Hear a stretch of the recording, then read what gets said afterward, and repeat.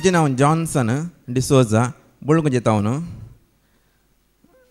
देवान म्हज्या जिणेंत सबार बरेंपण केलां. ह्या सर बरेपणा खातीर हांव अर्गां दिता आसतना आयल्या जाल्ल्या एका आवडान म्हजे थंय जाल्ल्या एका अवघडांतल्यान देवान म्हाका राखल्या खातीर हांव अर्गां दिवंक खुशी व्हरतां. ही सक्स हाच्या पयलींच दिजय आसली. हांवें डीजे गी नाका गी म्हूण अशें चिंतून आसलो आनी हांव पाटी वेतालो.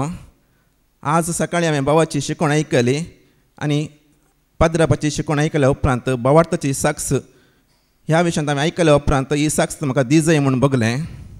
हांव इडल्यांचें काम सबार 9 वर्सां जावन करनासा. घराच इडल्यो करच्यो आनी सकाळीं हांवें लायन्सलाक वेचें किन्निंगोळी आनी अशें मुल्की कार्नाडांनी दिवन मागीर किन्निंगोळी येचें आसलें. आनी डिसेंबर म्हयनो इल्लें ऑर्डर पुरा फंक्शनी पुरा चड आसलें आनी ऑर्डर पुरा चड आसलें आनी म्हाका न्हीद पुरा सामान नासतली रातीक इडल्यो आनी पुरा करचें आसलें आनी दिसाक आनी त्या टायम म्हाका न्हिदोवंक टायम मेळनासलो. तशें न्हिदेचें आमोल आसलें आनी हांव सकाळीं डिसेंबर 21 तारीखेर हेणें आंगारागुड्ड्यांतल्यान अशें इशीन येवन आसलो. त्या टायमार म्हाका एक आमस आसलें थंय त्या आंगडी लागीं. तें आमस म्हाका न्हिदेच्या आमोलान कळून नासलें आनी गाडी म्हजी जंप जाली. जंप जावन एकच फुटी गाडी रेस जावन आनी ती सायडीक एक कण आसली त्या कणीकच वचून हांव पडलो. आनी म्हजो थंय एक इडल्यांचो बॉक्स आसलो. ती गाडी म्हजे वयर पडली आनी तो बॉक्सूय म्हजे वयरच पडलो आनी म्हाका उठोवंक वयर पळोवंक जावना. थंयसर सबार जाण कुडचले इल्ल्या वेळा उपरांत आनी थंयसावन म्हाका काडलें आनी आस्पत्रेक आपोवन व्हेलो. आपोवन व्हरून थंयसर म्हजे दोनी हाताची सर्जरी जाली.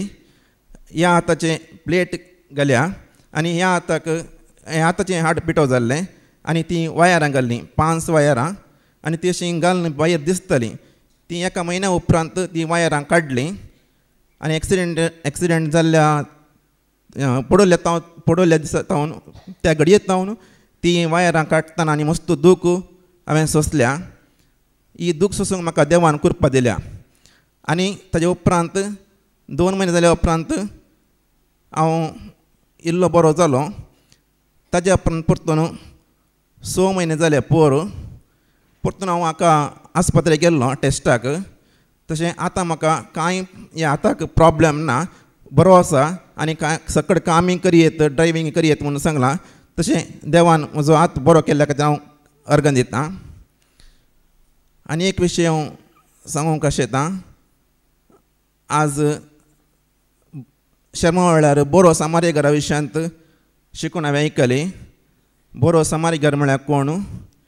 हेरांच्या गरजांक पावता तो जावन आसा बरो समारीयगार. हांव पडोवल्या वेळार फस्ट पळयल्लें त्या परिमळा कॅटरसाच्या दनयान. ताका हांव पोर मेळोवंक गेल्लो.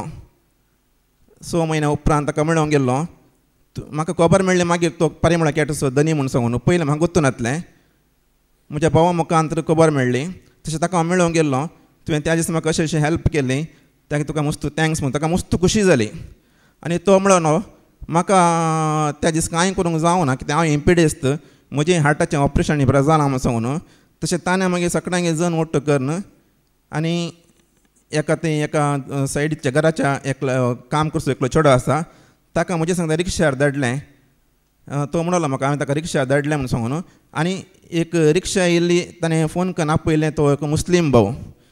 तशें ताणें रिक्षार आपोवन व्हरून वेता आसतना हांव दुखेन वळवळटाना ताणें म्हाका मस्त उजवून दिल्ली आनी ताचे खातीर हांव देवाक अर्गां दितां. आनी हांव आस्पत्रेंत आसतनाय सबार जण म्हाका पळोवंक आयिल्ले.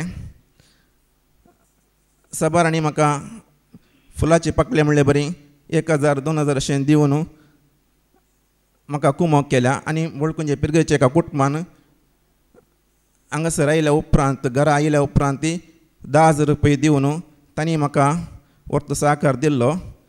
म्हळ्यार तांणी सहकार दिला म्हूण न्हय, बरें मोण तांचें बरें करचें मोण तांकां आसा म्हणलें हांव सांगूंक आशेतां.